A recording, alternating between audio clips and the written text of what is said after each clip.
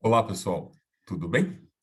Eu sou o Carlos Brandil, médico geriatra, e a ideia que eu tive aqui é de compartilhar com vocês a oportunidade de uma aula que eu ministrei esses dias agora, passados, numa universidade aqui em Araucária, na região metropolitana de Curitiba, e eu pude escolher o tema e acabei escolhendo inclusão social, chegou a hora do idoso. Por que que eu escolhi esse tema? Bom, nós estamos vivendo uma época de muita discriminação ao idoso. Tem até um termo que o pessoal tem usado, que é o etarismo ou idadismo, que deriva do ageísmo do inglês. Nós vamos falar no slide mais para frente. Mas a ideia que eu trouxe é justamente em termos de provocação, dar um panorama geral do envelhecimento, mostrar para vocês como que a gente chegou aonde a gente está agora, o que que é importante nós sabermos em relação aos conceitos de idoso robusto, idoso frágil, falar um pouquinho sobre capacidade funcional, que é uma das coisas que a gente mais prega aí no consultório, nas nossas visitas domiciliares, que a gente precisa que o nosso idoso ele esteja funcionalmente pleno, né, com muita capacidade, com muita performance.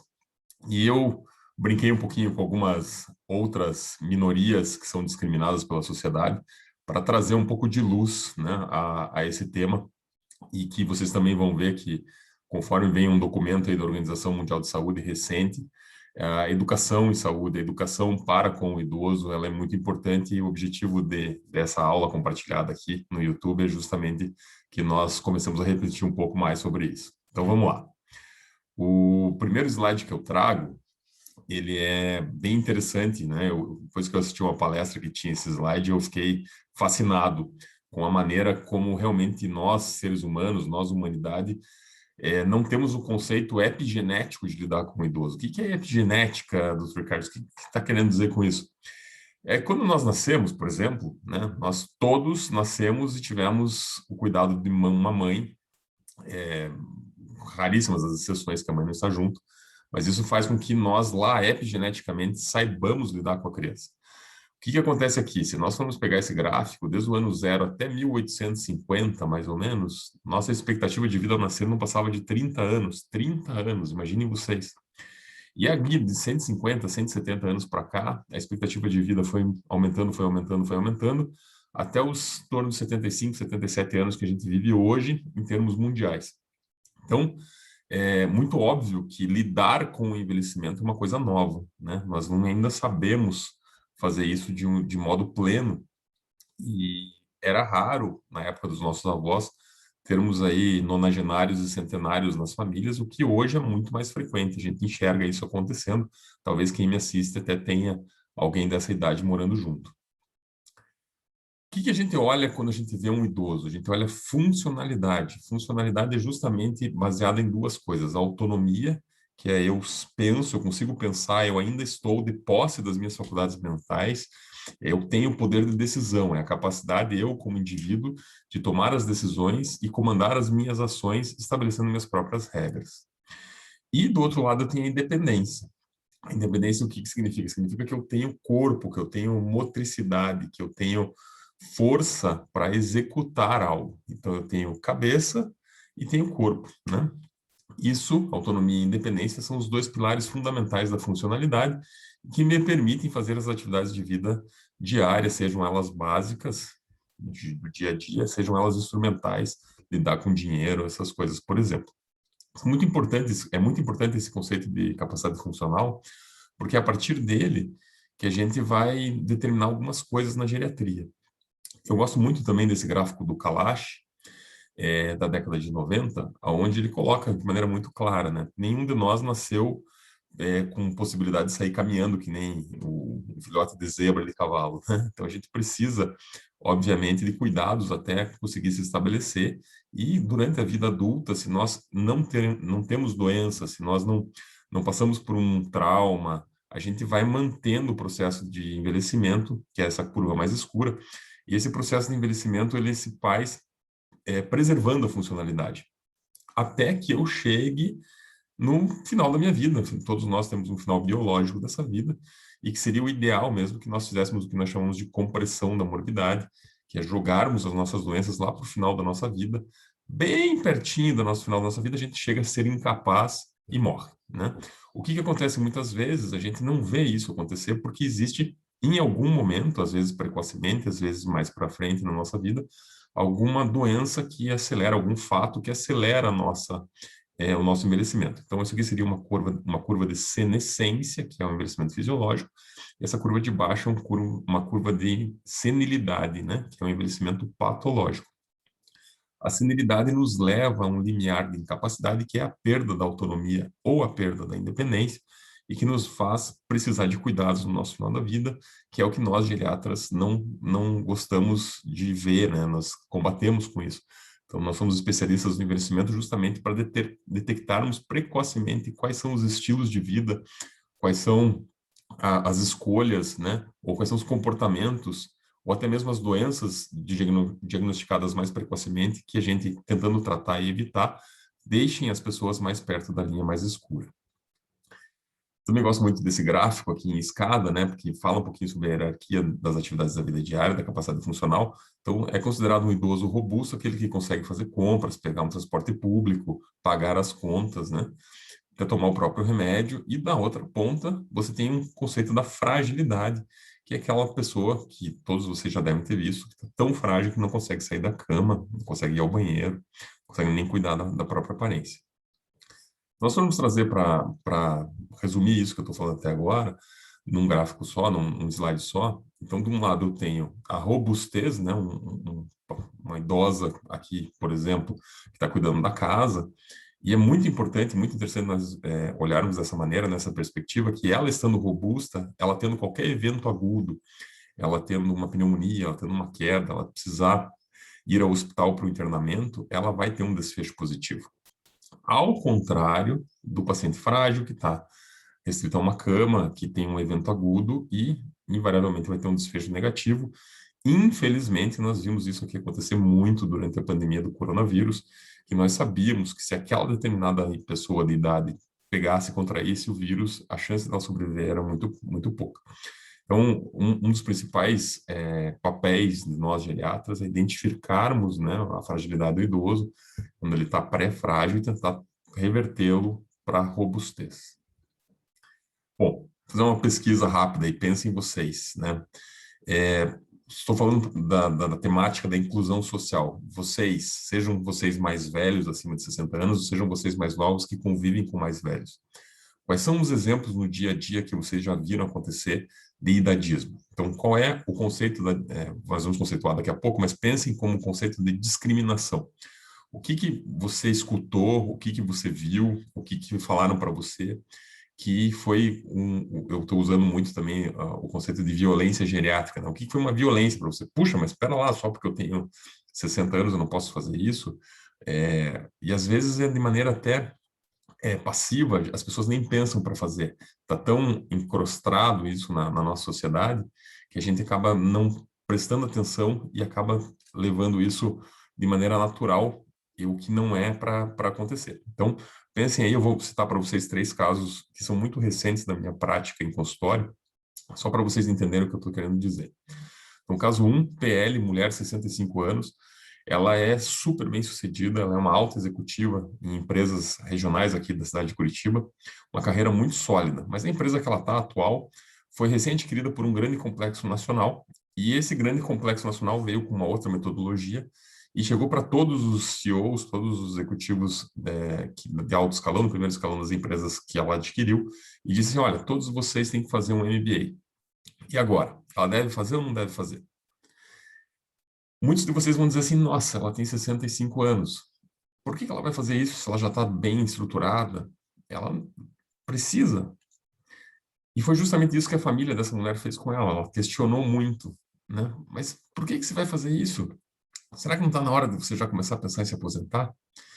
E aí entra um conceito muito interessante. Nós não podemos taxar que todo mundo tem disfuncionalidade. Hoje, até a maneira como o holograma aqui, né, a imagem, a figura do estacionamento ou do que nós temos as prioridades pela idade, já foi mudada justamente para que nós deixemos de ter esse comportamento etarista de colocar a idade como um critério de decisão. Então, voltando aqui ao caso, o que ela deve fazer? O que ela quiser. Quem decide é ela, não é a sociedade nem a família, né? Caso 2. NS, 73 anos, viúva, com 3 filhas mulheres. A queixa principal quando ela veio ao consultório era: doutor, eu estou com muito tremor, eu estou com mal-estar, uma sensação de desmaio, isso já de alguns dias, algo mais crônico. Eu vasculhei ela pela história na anamnese tradicional e no exame físico e não veio nada que pudesse indicar o que era o que ela estava sentindo. E aí eu, né, como tenho, além de geriatra, também sou médico de família de formação, acabei extrapolando um pouco a nossa anamnese tradicional.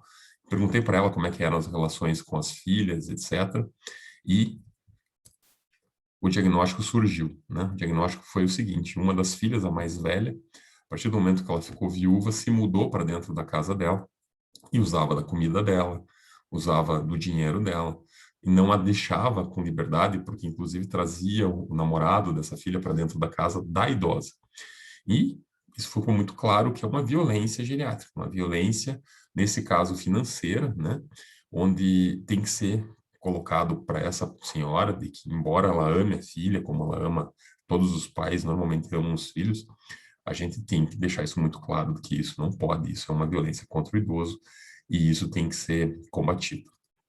E um caso 3, para fechar os 3 casos que eu trouxe, RVF, mulher de 100 anos, né? Um caso bem interessante que veio para nós aí nessas últimas 2, 3 semanas.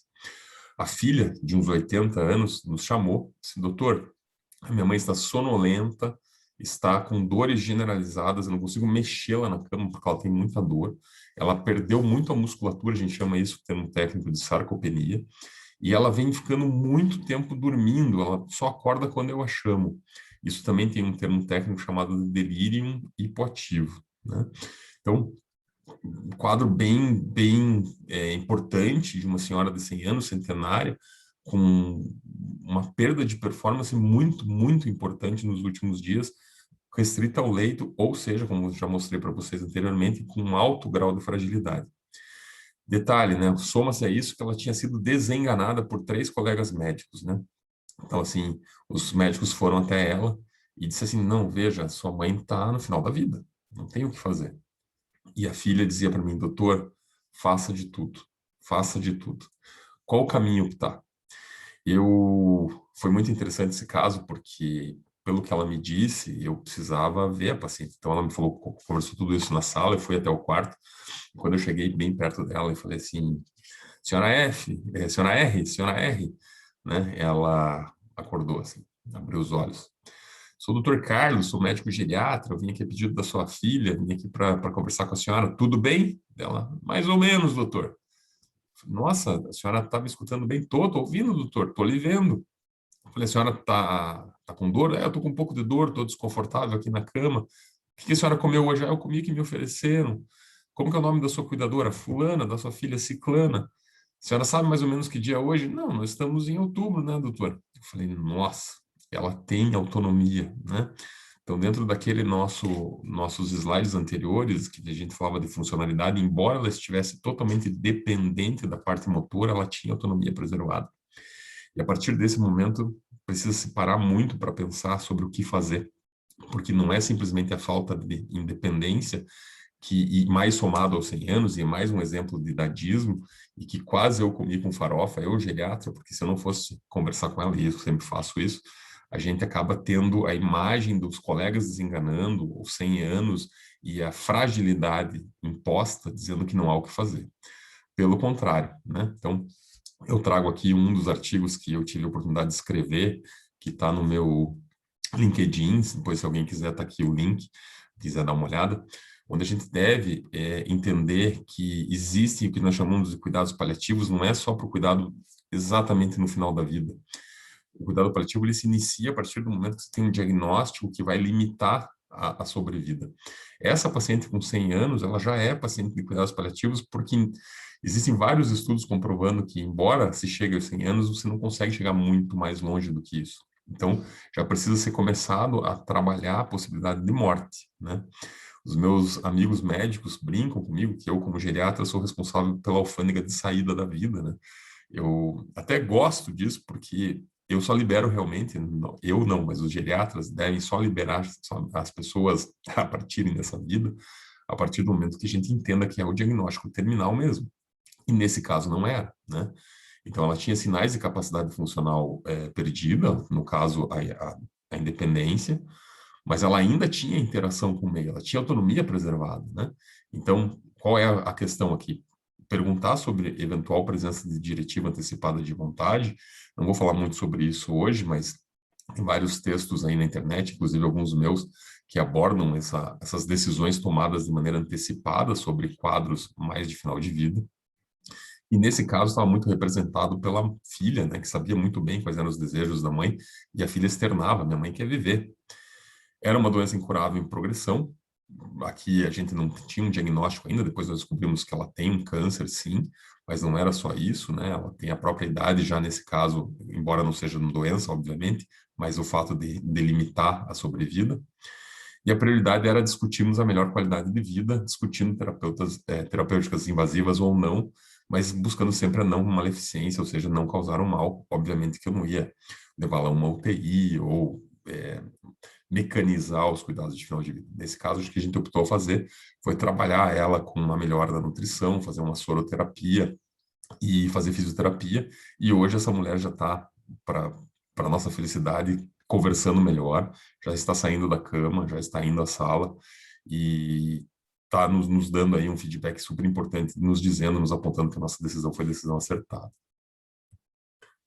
Então, entrando no tema especificamente, idadismo, etarismo, ageísmo, são traduções para o termo inglês ageísmo, criado pelo médico psiquiatra Robert Neil Butler, para definir o preconceito baseado na idade. Ou seja, trata-se da discriminação etária contra pessoas ou grupos, que nós estamos vendo que isso acontece realmente diário, né, de maneira diária, cotidiana, isso, e nós precisamos combater, por isso, essa estratégia de trazer essa fala aqui.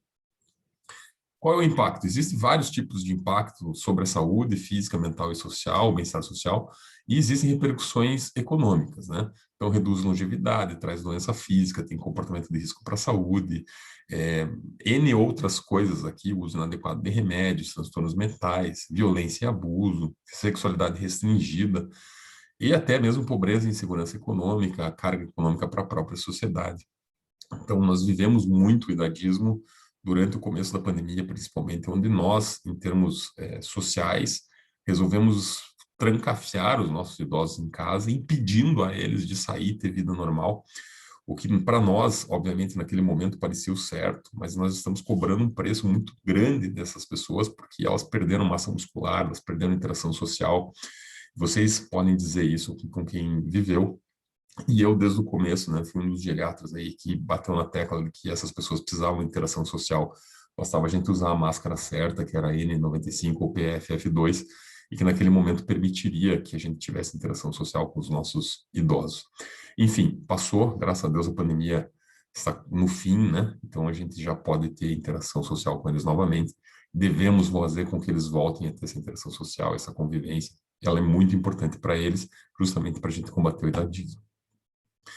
O idadismo está tão encrostado na nossa sociedade, eu usei esse termo pela segunda vez, porque ele está realmente na sociedade em nível mundial, né? Então, nós aqui no Brasil temos poucos estudos, né? Principalmente levantamento de dados, a gente acaba se apegando muito aos estudos americanos.